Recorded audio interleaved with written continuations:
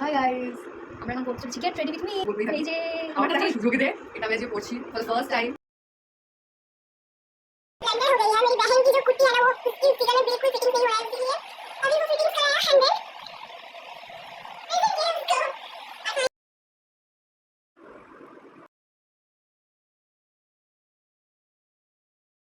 আমাদের ডিস্টার্ব করতে এক্স্যাক্টলি বাইরে নক করছেন